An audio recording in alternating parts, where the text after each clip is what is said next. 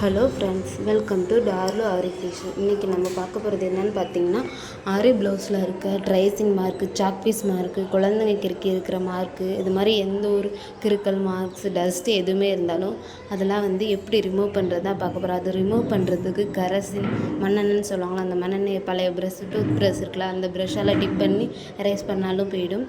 Cotton puts இருக்குல்ல, அதை வச்சு எரேஸ் பண்ணி நம்ம ப்ளவுஸ் காஞ்சோன்னே பார்த்திங்கன்னா நீட்டாக கிளியராக ப்ரொஃபஷ்னலாக ப்ளவுஸ் இருக்கும்.